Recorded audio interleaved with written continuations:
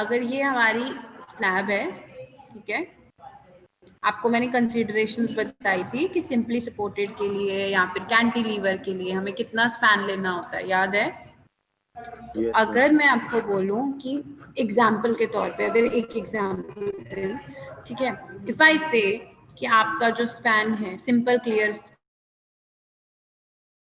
ठीक है, अगर क्वेश्चन में गिवन है सपोर्ट्स की विड्थ कितनी है 200 300, देन इट इज ओके। अगर नहीं गिवन है तो हमें क्वेश्चन में क्या लेना होता है, अगर 3.5 मीटर तक है तो हम बोलते हैं सपोर्ट ले लो 200, फॉर एग्जाम्पल दिस,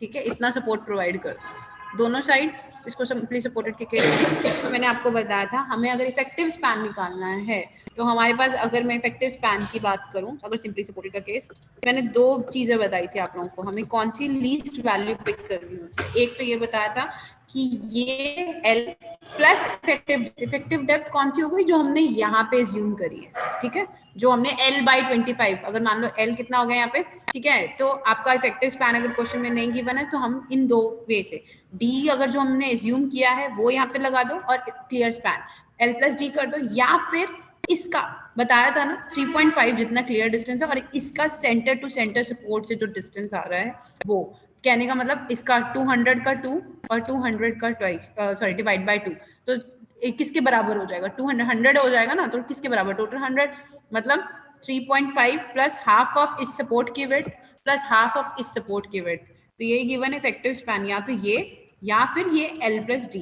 इन दोनों में से जो भी लीस्ट वैल्यू होती है हमें वो चूज करनी होती है as a effective span. Clear है थर्ड स्टेप? Yes ma'am. बाकी सबको क्लियर है? मैं आगे बताऊं? तो ये तो हमारा हुआ थर्ड स्टेप। नेक्स्ट बच्चे हमारे पास क्या आता है, फोर्थ स्टेप आता है। फोर्थ स्टेप क्या होता है, हमें ऑब्वियसली डिजाइन करना है, तो हमें ये पता होना चाहिए हम कितने लोड के लिए इसको डिजाइन कर रहे हैं। अब लोड की बात आई है, अभी हमने आखिरी में जब देखा था कि लोड कौन कौन से कंसीडर करने होते हैं, डेड लोड, लाइव लोड, या फिर एक्सटर्नल लोड, जो भी एक्स्ट्रा फिनिशिंग लोड जैसे पार्टीशन वॉल्स का, वो सारा डेड लोड कंसीडर करना होता है, वो हमारा टोटल लोड होता है। और इसको आपको अभी जब हमने स्टार्टिंग में पढ़ा था, हम हमेशा जब भी डिजाइन करते हैं हम लोड को एक्स्ट्रा कंसीडर करके चलते हैं, इसलिए हम उसको किससे मल्टीप्लाई कर देते हैं, फैक्टर्ड वैल्यू से, फैक्टर्ड वैल्यू से, जो कि 1.5। क्यों?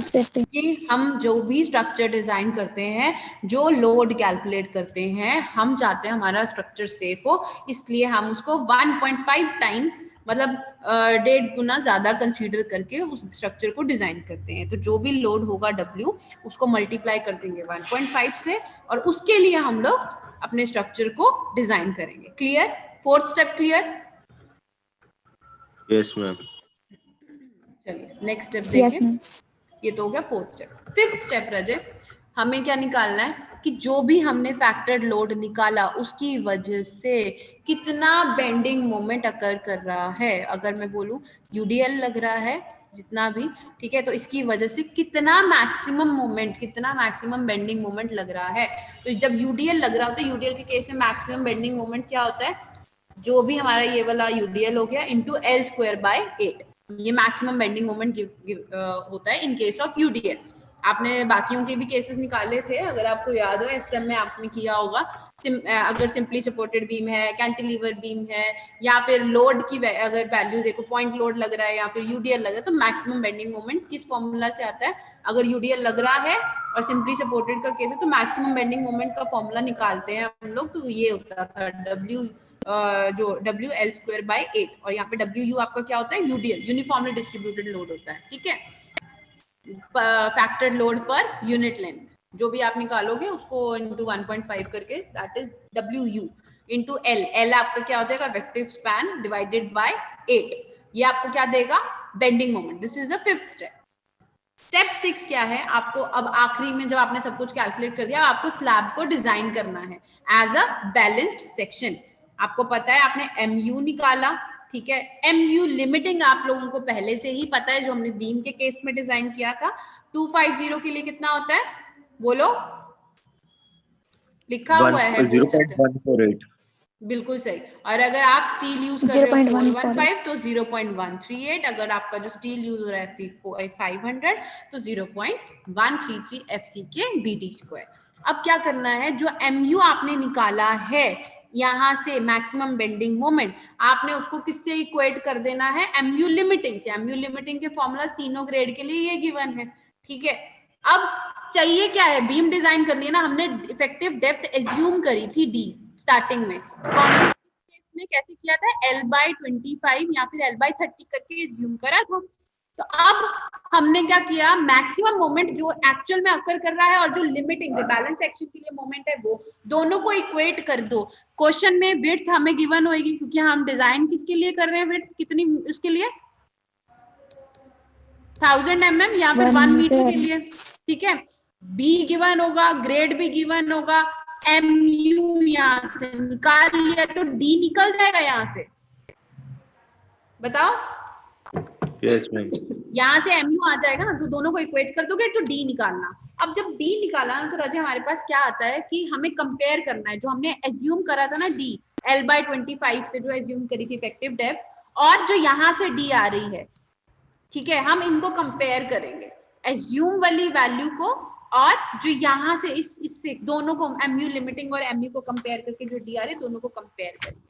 तो जो हमने अभी ये D कैलकुलेट करी है, ठीक है, D कैलकुलेट जो ये करी है दोनों मोमेंट को इक्वेट करके, अगर ये ग्रेटर देन होती है D एज्यूम से, जो हमने एज्यूम करी थी L/25, अगर ये ग्रेटर देन होती है तो हम लोग क्या करते हैं, इसको रीडिजाइन करते हैं। क्यों, क्योंकि लिमिटिंग के केस में अगर डेप्थ ज्यादा आ रही है और जो पीछे हमने कैलकुलेशन करी वो कम डेप्थ के लिए करी, जो एज्यूम वाली के लिए, तो वो हमारा स्ट्रक्चर सेफ नहीं होगा, क्योंकि जो एज्यूम करी वही कम थी। तो इट मींस ये वाला वैल्यू जो कम लिमिटिंग से क्या, लिमिटिंग की वजह से जो डेप्थ आ रही है वो क्या आ रही है, ज्यादा आ रही है। तो हमें डेप्थ क्या रखनी रहेगी, बढ़ानी रहेगी। अगर क्या होगा केस में, किस केस में, अगर DU ये इस वाले यहाँ से इस फॉर्मूला से जो DU आएगी अगर वो ज्यादा है एज्यूम जो हमने करी L/25 से, तो हम क्या कर देंगे, इसको रीडिजाइन करेंगे। Redesign in the sense revise कर देंगे वैल्यू। तो जो L/25 और L/30 जो भी इनके बीच में, तो हम थोड़ी सी वैल्यू को बढ़ा देंगे,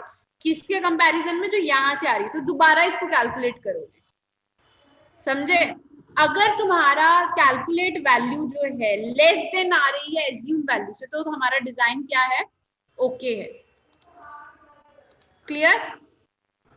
यस मैम। दोबारा बोलूं? मैम एक बार एज्यूम वैल्यू कैसे निकल वो बताना मैम, एज्यूम वैल्यू का। अभी बता।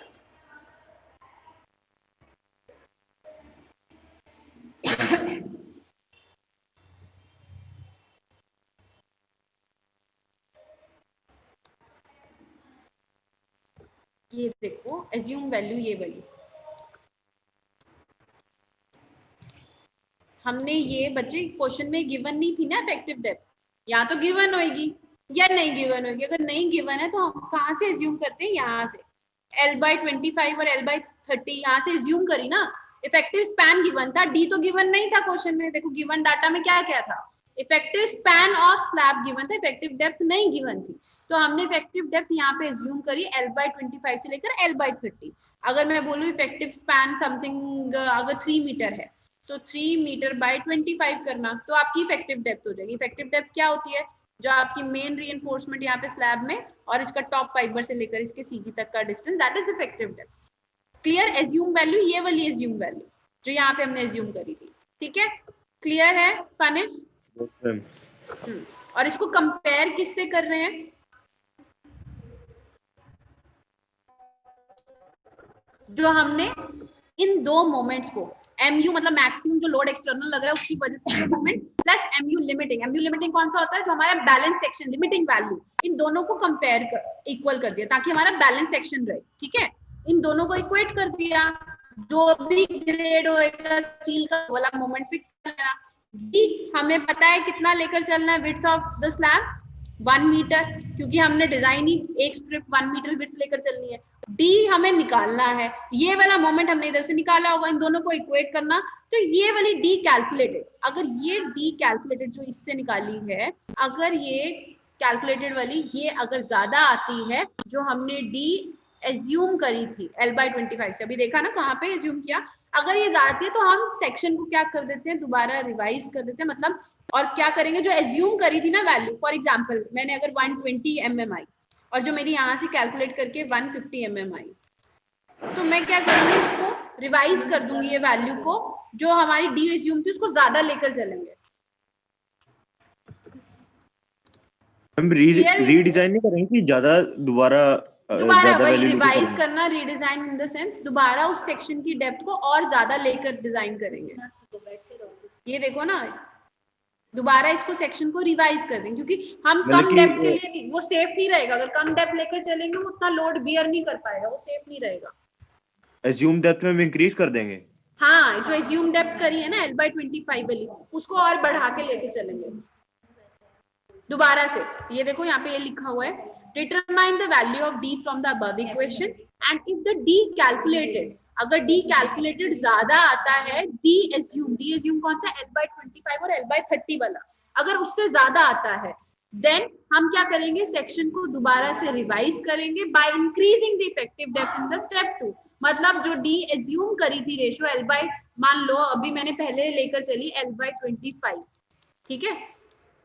अब अगर मेरे L/25 से अगर मैं बोलूं 120 mm कुछ आ रही थी, ठीक है, कैलकुलेटेड 150 आई, तो ये यहाँ पे L/25 की जगह मैं क्या कर दूंगी, L30 सॉरी बढ़ा के लेके चल लूंगी इसको, नॉट 30 कम आएगी, और तो अगर 120 मैंने इसको यहाँ पे एज्यूम किया है, तो मैं अब उसको बढ़ा के 150 लेकर चल लूं या फिर 160 लेकर चल लूं, तो दोबारा से उसको रीडिजाइन करो, दोबारा से उसको कैलकुलेट करो, आपका थर्ड फोर्थ फिफ्थ सिक्स सारे स्टेप दोबारा रिकैलकुलेट होंगे अगर ये वाला कंडीशन आ जाती है, ठीक है।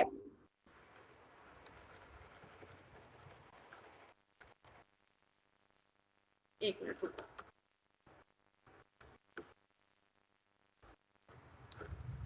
ध्यान से देखो, जो यहां से जो d आएगा दैट इज d कैलकुलेटेड, ठीक है, और जो हमने L/25 और L/30 या फिर जिस मर्जी से रेशो से उसको कंसीडर किया वो d एज्यूम है, ठीक है। हमारा d एज्यूम अगर लेस देन d कैलकुलेटेड आता है, तो हम सेक्शन को क्या करते हैं, रिवाइज इन द सेंस हम जो d एज्यूम थी उसको बढ़ा देंगे दोबारा से, ठीक है। अगर 120 आ रहा था पहले, तो अब हम एज्यूम कर देंगे कि उसको थोड़ा सा बढ़ा दो, 150 के लिए बाकी सब वैल्यूज कैलकुलेट कर, ठीक है। तो हमने d की वैल्यू को बढ़ा दिया और इन स्टेप्स को दोबारा रिपीट करते हैं 3 4 5 6, ठीक है। और तब तक रिपीट करना है जब तक d कैलकुलेटेड जो है हमारा, it should be less than d assume, क्योंकि हमें सेफ चाहिए। सेफ कब होगा, जब हमारा ये दोनों आपस में एक दूसरे को कंसीडरेशन एमयू लिमिटिंग से कंपेयर करके चल रहे हैं ना, तो हमें सेफ चाहिए, तो हम इस d को क्या कर देंगे, बढ़ा देंगे तब तक जब तक हमारा d assume should be greater. तो this is the 6th step. दोबारा बोलूं अगर नहीं समझ आया बच्चे? क्लियर है मैम। फाइन। अगर d कैलकुलेटेड मतलब इस वाले फॉर्मूला से अगर d जो आ रहा है, इफेक्टिव डेप्थ आ रही है, अगर वो ज्यादा होती है d एज्यूम से, तो हमें क्या करना है, सेक्शन को दोबारा रिवाइज करना है और d एज्यूम जो लिया है उसको थोड़ा सा बढ़ा दोगे। जब आपने उसको बढ़ा दिया स्टेप 2, फिर आप दोबारा से स्टेप 3 4 ये सब दोबारा से रिपीट करोगे, अनलेस जब तक हमारा d कैलकुलेटेड कम नहीं आता d एज्यूम से। फाइन।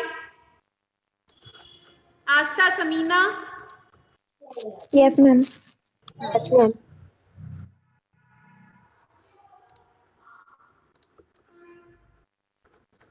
नेक्स्ट अगर देखें, नेक्स्ट स्टेप क्या कह रहा है आपको, अब तो आपने ये डी निकाल लिया, अब आपको एरिया ऑफ स्टील कैलकुलेट करना है। एरिया ऑफ स्टील का जो आप लोगों को कोड में याद हो, फॉर्मूला जो हमने निकाला था एमयू वाला, स्टील निकालने के लिए ये वाला फॉर्मूला यूज होएगा, जो मैंने आपको कोड में दिखाया था NXG में, वहां पे लिखा हुआ है ये वाला फॉर्मूला। आपको मेन स्टील अगर एरिया निकालना है तो ये फॉर्मूला यूज होगा 0.87 FI/AST/D माइनस FI/AST FC के B।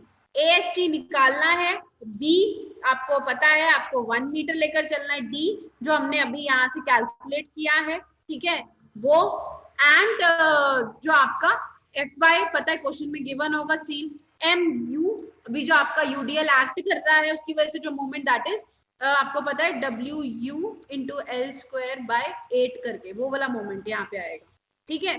उसको पुट कर दो, सॉल्व करना इक्वेशन को, एक क्वाड्रेटिक इक्वेशन बनेगी, क्वाड्रेटिक इक्वेशन बनेगी, उस इक्वेशन को सॉल्व करना, ठीक है। आपको याद हो क्वाड्रेटिक इक्वेशन का आंसर कैसे निकलता होता था, माइनस बी, याद है किसी को क्वाड्रेटिक इक्वेशन कैसे सॉल्व होती है? चलो जब क्वेश्चन करेंगे तब बताऊंगी, नहीं तो क्वाड्रेटिक का इक्वेशन ऐसे सॉल्व होती है, minus b under the root b square minus 4ac, quadratic equation बनेगी तो अपॉन में 2a, आंसर ऐसे निकलता है क्वाड्रेटिक इक्वेशन का। क्वाड्रेटिक इक्वेशन जैसे मान लो आपकी कुछ इस तरह से बनेगी, ast स्क्वायर, ठीक है, माइनस b इंटू ast, ऐसी सी इक्वेशन बनेगी, plus c, this is quadratic equation, a इसका कांस्टेंट होता है आगे, तो इसका आंसर ऐसा होता है। तो ये कुछ इस तरह की इक्वेशन बनेगी ast स्क्वायर करके, ठीक है। तो जब आपको इसको सॉल्व करना होगा तो आप क्वाड्रेटिक इक्वेशन का फॉर्मूला लगा के इसको सॉल्व करेंगे, ठीक है। नेक्स्ट स्टेप देखें तो नेक्स्ट स्टेप आता है रीइंफोर्समेंट वाला स्टेप, ठीक है। अब अगर आपने एरिया ऑफ स्टील निकाल दिया तो ध्यान रखिएगा जो आपके मेन रीइंफोर्समेंट मेन स्टील है तो